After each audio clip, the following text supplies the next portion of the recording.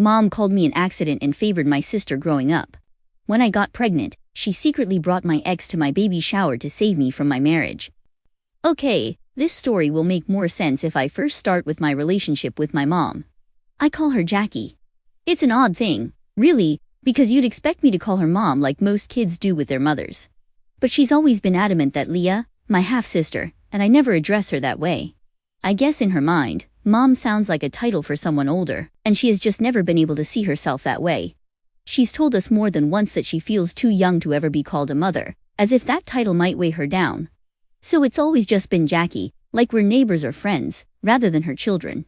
Jackie was in high school when she got pregnant with me, and the pregnancy wasn't something she or my biological father, Avery, had planned.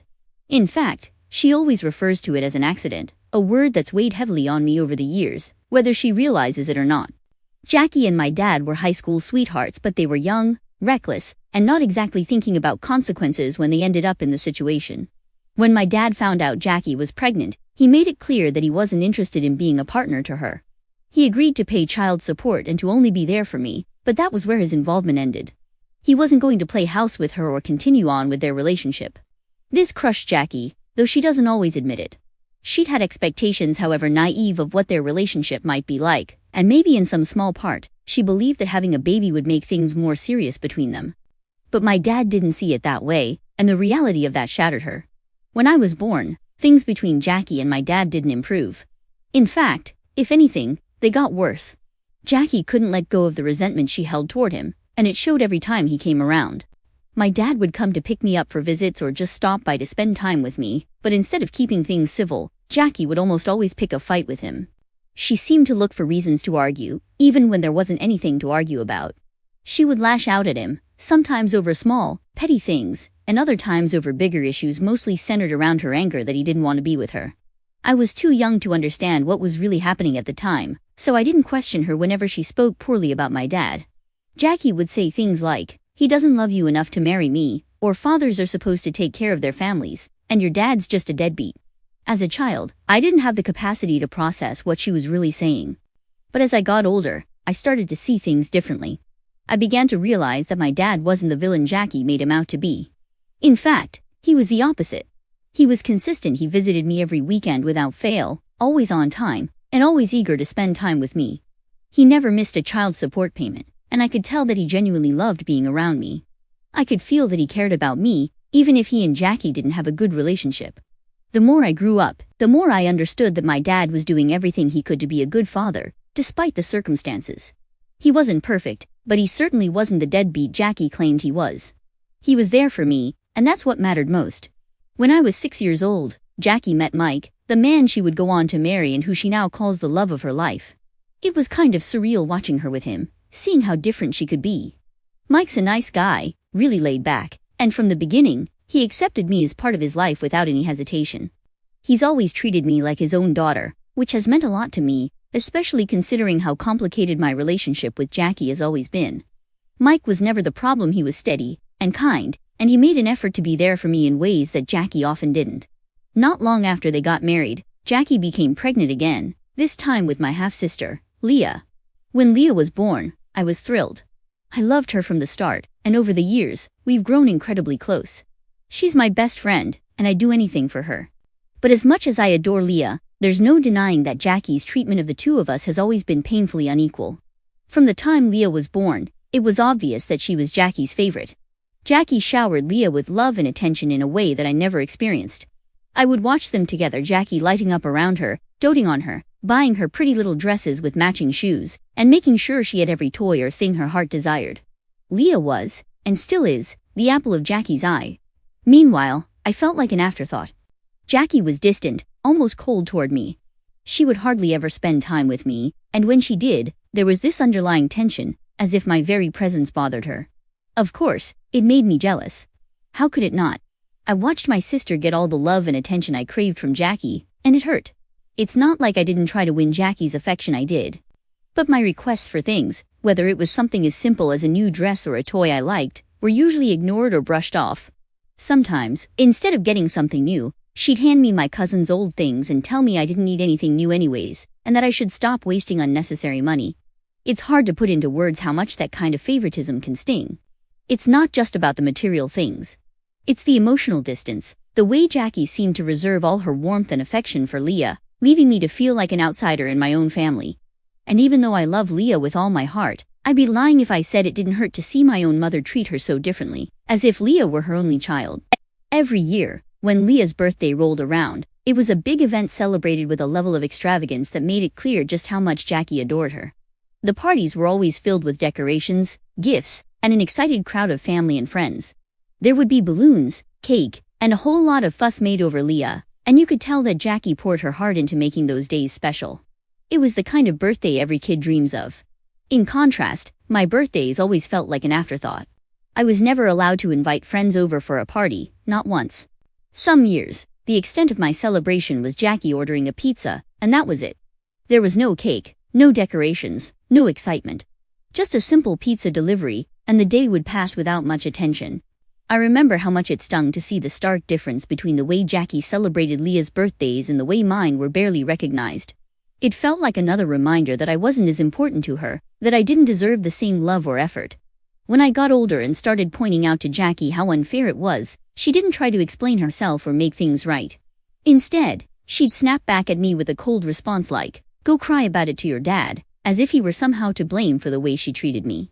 She'd say things like, "This is all his fault," shifting the blame away from herself and onto him as if her favoritism had anything to do with my dad's actions. It was her way of deflecting, of refusing to acknowledge the hurt she was causing. My dad, though, always tried to make up for it in whatever way he could. He knew how much birthdays meant to me, how special they should feel, and he never failed to be the first one to call me and wish me a happy birthday, right at midnight. He'd buy me gifts and try to make the day feel special, even if it wasn't the same as having a big celebration. He noticed, too, how differently Jackie treated me and Leah, and it upset him.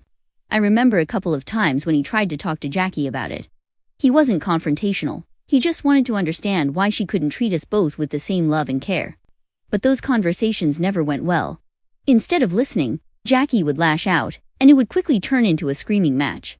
She'd tell him to keep his opinions to himself and that he had no right to comment on how differently she raised Leah because she was married to Leah's father, not him. She made it clear that, in her eyes, the fact that Mike was Leah's dad gave her permission to treat Leah better. It was as if my dad's involvement in my life automatically disqualified me from receiving the same level of love or attention. That hurt more than anything. It felt like I was being punished for something that wasn't even my fault. When I went away to college, it became even clearer how little my presence really mattered to Jackie. If anything, I think she was relieved to finally have me out of the house. I noticed it in the way she acted like a weight had been lifted off her shoulders. She rarely called, and visits from her were practically non-existent. The few times I did hear from her, it felt more like an obligation on her part rather than any genuine desire to know how I was doing. Ironically, Mike, Leah, and my dad made far more effort to stay connected with me than Jackie ever did. They visited me more often, checking in to see how I was settling into college life and making sure I wasn't feeling too alone. It was comforting, but it also hurt to see how little my own mother seemed to care. The lack of love and attention from Jackie stung deeply, but I tried not to dwell on it too much. I kept hoping that maybe, in time, whatever issue she had with me and my dad would fade away, and we could eventually have some kind of normal relationship. It was during my final year of college that I met Lan, my ex-boyfriend. He and I became serious pretty quickly, and for a while, things between us were great. He was supportive and made me feel seen, which was something I didn't often experience with my own family, especially not from Jackie. When I graduated college, it was a big moment for me. My dad, stepdad, Leah, and even Jackie came to celebrate with me. But to be honest, Mike had to convince Jackie to come. I knew she wouldn't have shown up if it hadn't been for his persistence. Still, it meant something to have them all there on such an important day. That day, Jackie met Lan for the first time, and to my surprise, she seemed almost captivated by him. I didn't think too much of it at first, but then she started making these weird comments, like how she couldn't believe someone as handsome as Lan was with someone like me.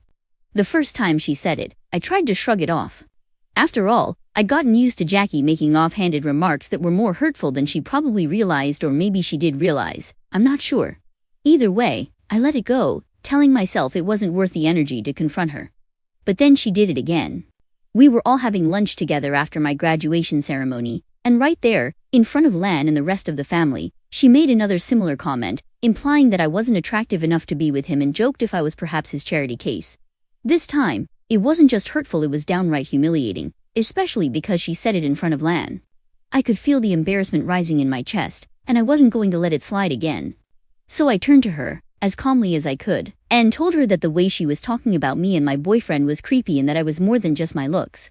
I wanted her to understand how inappropriate and uncomfortable her comments were, not just for me but for everyone at the table. Lan looked embarrassed by her comments as well. Even my dad, who usually tried to stay out of confrontations with Jackie, was clearly annoyed. He shot her a few warning glances, probably hoping she'd get the message and stop before things escalated. I could tell he didn't want to make a scene in front of Lan, but he was just as upset as I was. It wasn't just a small, thoughtless comment, it was another example of how she always seemed to find ways to put me down, even during one of the most important moments of my life. Apparently, after that graduation day, my mom and Lan became Facebook friends, which took me by surprise. Lan told me that she had sent him a friend request and he asked if it was okay for him to accept. I didn't want to make a big deal out of it, so I said it was up to him. He accepted her request just to be polite because he knew as well as I did, but if he didn't, she would bring up this issue in front of everyone else if she ever saw him next.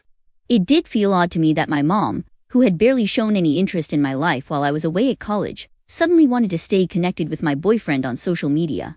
Over the 3 years that Lan and I dated, my mom maintained a polite, if distant, relationship with him. She would check in on him every now and then, leaving the occasional comment on his posts or sending him brief messages on FB. It wasn't anything overtly suspicious, but there was always an air of familiarity between them. Jackie never gave me the kind of attention, but with Lan, she seemed more engaged. During my relationship with Lan, he did point out to me once or twice about how he felt my mom was outright jealous of me in my life. He started pointing out all the little ways Jackie acted around me that made it seem like she was in some kind of competition with me, whether it was the way she belittled me, her tendency to dismiss my accomplishments, or even her weird fixation on my relationships. I was taken aback. Jealous? Of me? The idea had never crossed my mind, and I had always chalked up her behavior to general hostility or unresolved issues with my dad. But Lan was insistent. He could see it from the outside, the way she would subtly undermine me, and how she seemed almost bothered by the idea of me being happy with someone or successful in my career. At first, I resisted the idea. It was hard to accept that my own mother could feel something like jealousy toward me. But the more Lan brought it up, the more I started to notice the patterns myself. Whether it was about my looks, my relationships, or even my achievements, Jackie always found a way to make me feel smaller. And when I thought about it from the perspective that maybe, just maybe, she was jealous, it all started to make sense. After that realization, I began to grow more cautious around Jackie. I found myself guarding my emotions more tightly, not letting her comments get under my skin as much. I wasn't sure what to do with the knowledge that my own mother might be jealous of me, but it definitely changed the way I interacted with her. I couldn't look at her behavior the same way anymore. What once felt like indifference or coldness now seemed more like a twisted sense of competition, and that thought, more than anything, made me distance myself emotionally from her even further. Lan and I broke up after 3 years of dating. Our breakup was pretty amicable. We both knew that while we cared about each other, our lives were moving in different directions, and it was time to part ways. We promised to stay friends, to keep in touch, but, as is often the case, life got in the way. I got busy with my own life, and Lan did the same. Before long, we lost touch completely, and that chapter of my life quietly closed. Then, 2 years ago, I met Phil, and everything changed. He was and still is everything I could have ever wanted in a partner. Phil is kind, and thoughtful, and makes me feel valued in ways I hadn't experienced before. With him, things felt right.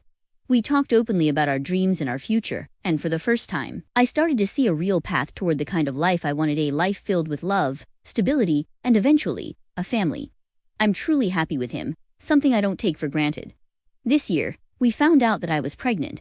It wasn't something we had planned for right away, but it wasn't an unwelcome surprise either. Phil and I had always dreamed of starting a family, and while the timing may have been unexpected, the excitement was real. We were overjoyed and immediately began planning for this new chapter in our lives. The first thing we did was get married. It was a small, intimate ceremony, just close friends and family. Leah, of course, was my bridesmaid. Having her by on that day meant the world to me. Jackie, my mom, attended the wedding, but throughout the ceremony, I could sense her disapproval, though I wasn't entirely sure why. She looked frustrated, like something about the whole event bothered her. Later, when we had a moment alone, she finally let her feelings spill out. She told me, rather bluntly, that she never wanted me to marry someone like Phil. In her mind, I was making some kind of mistake by being with him. And then she went on to tell me how she had actually hoped we'd get back together with my ex-boyfriend, Lan. I couldn't help but laugh when she said it. It was such an absurd suggestion, so out of touch with the reality of my life now. I thought maybe she had had a little too much to drink at the wedding and was just speaking nonsense. The idea that she was still stuck on my ex when I had moved on and found happiness with Phil was almost laughable. I tried to ignore her comments like I've learned to do over the years, but deep down, it did bother me that even on one of the happiest days of my life, my wedding day, Jackie couldn't just be happy for me. Instead, she had found a way to criticize and make me feel like I wasn't living up to her expectations. But this time, thankfully, I had other things in my life to focus my energy on. I had Phil by my side, a baby on the way, and for once, I chose to focus on the love and joy in my life rather than Jackie's negativity.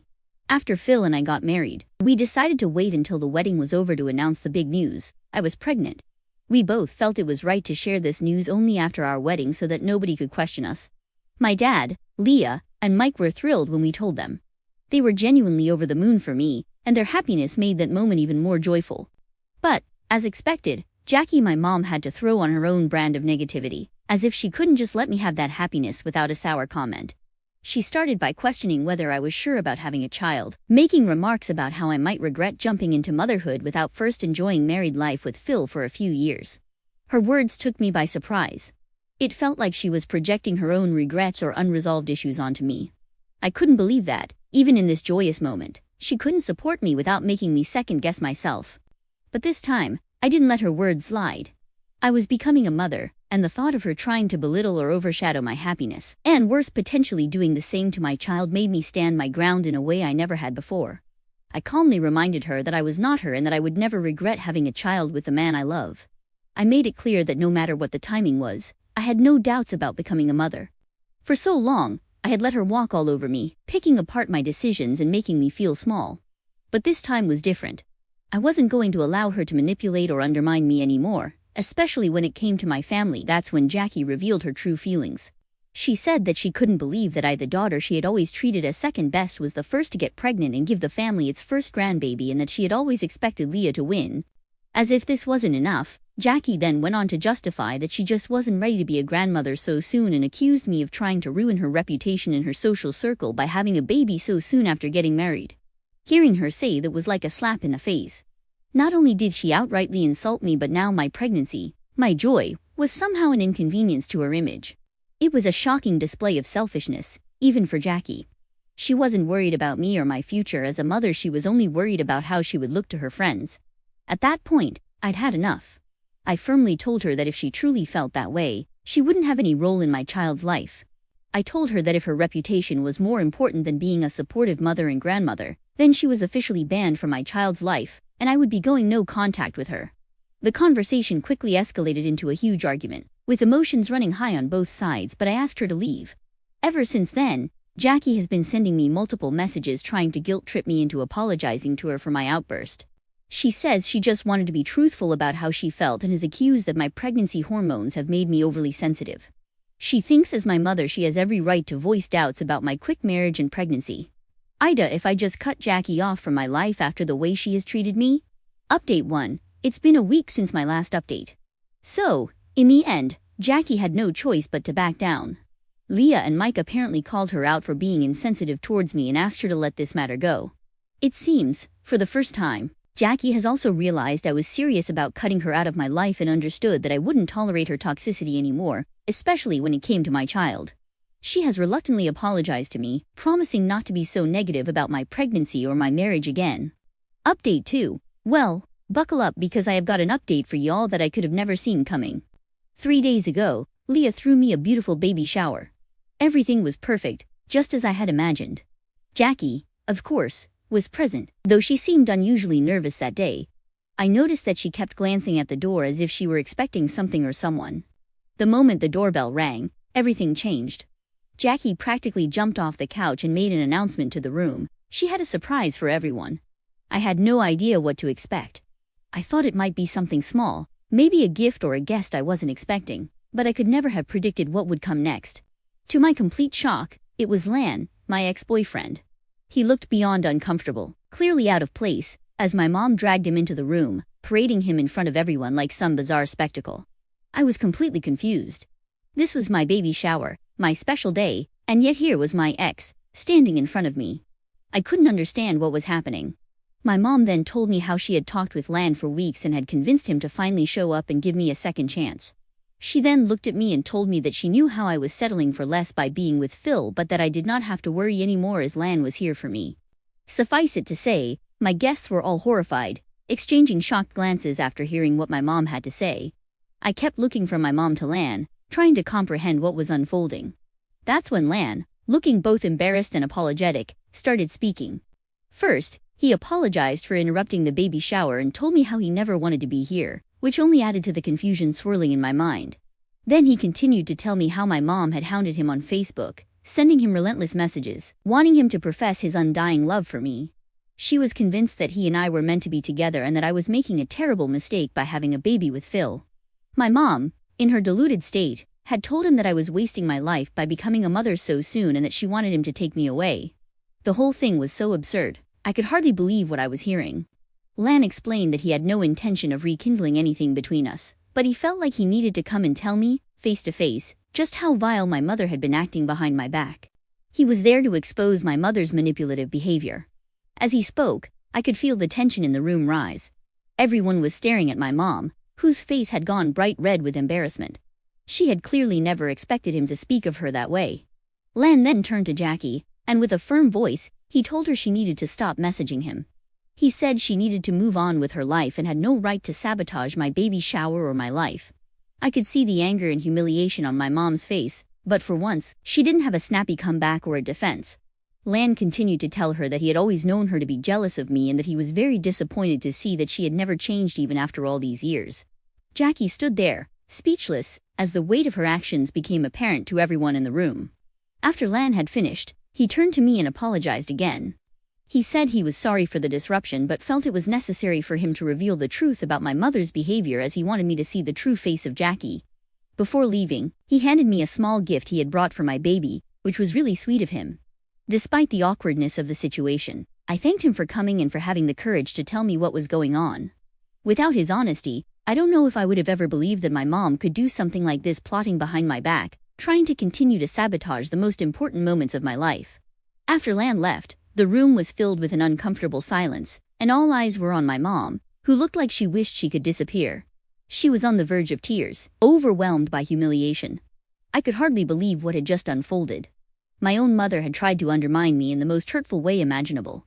That moment solidified everything I had long suspected, that my mother wasn't just difficult or critical, she was actively working against me, driven by her own insecurities and jealousy. Since then, both me and Leah have had no contact with Jackie. The rest of the family who were also present during my baby shower have spread the word around and no one wants anything to do with my mom now. My dad has threatened Jackie to stay as far away from me as possible.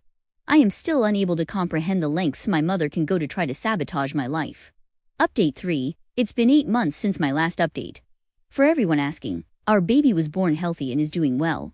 Phil and I are great. Leah, my dad, and Mike have visited us several times and we all meet up regularly. None of us are still not in contact with Jackie. Mike is currently separated from her. It turns out that after he found out and confronted her about everything, she refused to apologize to any of us and tried to justify her behavior. He finally realized that if she could treat me, her own daughter, in such a horrible way, then there was no guarantee that she wouldn't do the same to him or anyone else she claimed to care about. Her selfishness knows no bounds, and he understood that he was better off without her.